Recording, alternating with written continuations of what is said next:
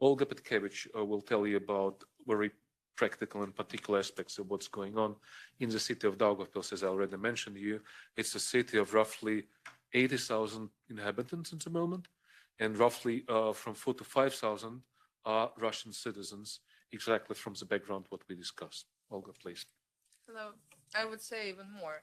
It is completely possible to live in my city for the whole life and not to speak Latvian. It's just okay.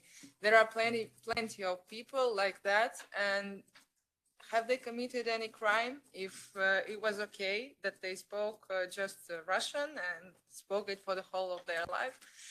It's a rhetorical question, of course, but I came here to tell you that in my opinion, there's a war happening in my country, in the country of European Union, because there are no missiles flying, but people are dying. And they are dying because they are tortured, and it's not okay. And it's very, very unfair because these people, they have worked in this country for 30, 40, 50 years. They have families, they, sorry, they don't live in some ghettos. These are not like cities where only Russian citizens live or Russian people live. So these are all mixed families. It's just okay. When we signed the petition, it was a very common situation when the whole family came to sign it, and the woman wrote that she's a citizen of Russia. Her husband wrote that he is a Latvian non-citizen, and their child also signed the petition, and he wrote that he's a Latvian citizen. It is very common in my country, and that is why it is very unfair and cruel to make these people who, in fact, these are 25,000 of people who are subject to these amendments to the immigration law made last year, and 83% of these people are aged over 60 years. I cannot express with words how stressful it is for them to go somewhere to pass some language test, because in fact they really understand Latvian. They have been used to live in this country and in this community, so it's not a problem for them to go to the shop to buy some medicine. But it's a huge problem when they sit in front of a computer, which they have seen only on TV previously, and they have to manage some very silly tasks, like you have to write in 35 words to your friend, how did you like the article you read in a magazine?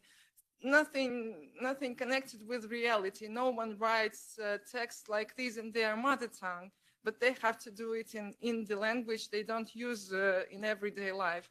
So many fail. Very many people fail to pass these tests. And what we have now is, out of these 25,000 people, roughly a part have succeeded to complete and to get this new residence permit, or at least to hand in the documents for it. Roughly about 3,000 of people are just excluded from everything. They don't get any income, neither Russian or Latvian pension. They cannot get any money from municipalities.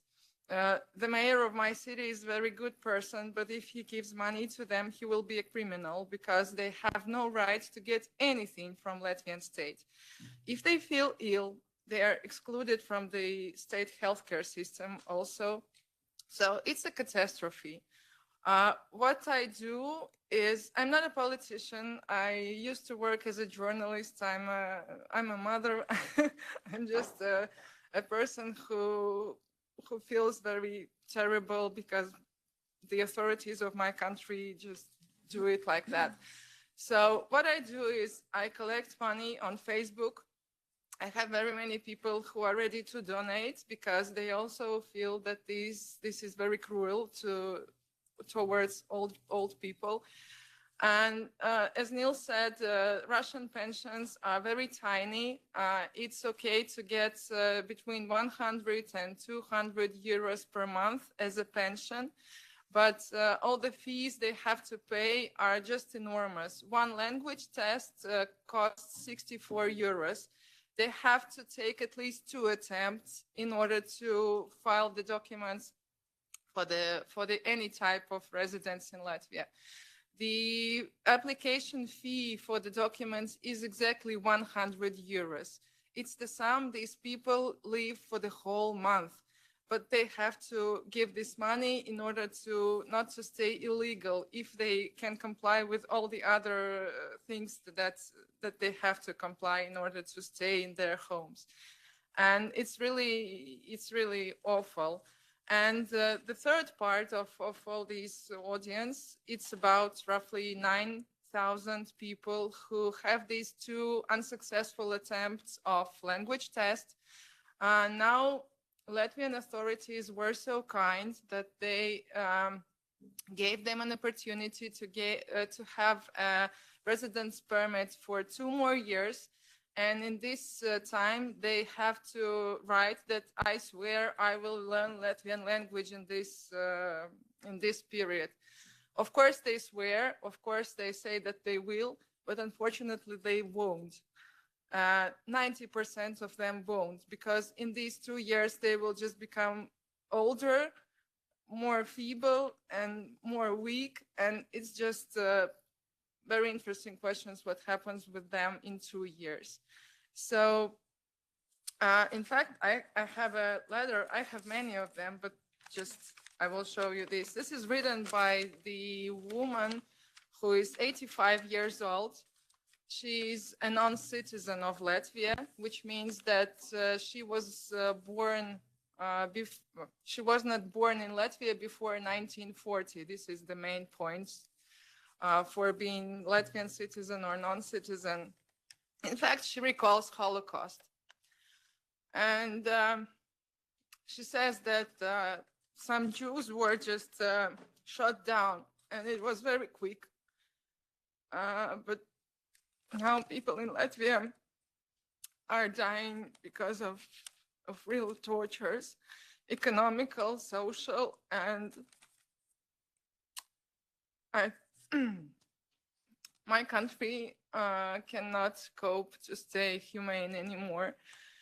And I came here to ask you for help. We really need it from outside because I already, you see, I'm very emotional. I have already cried. I have already begged to the authorities of my country to do something to stop that. But they didn't. That's why I'm here. Please help.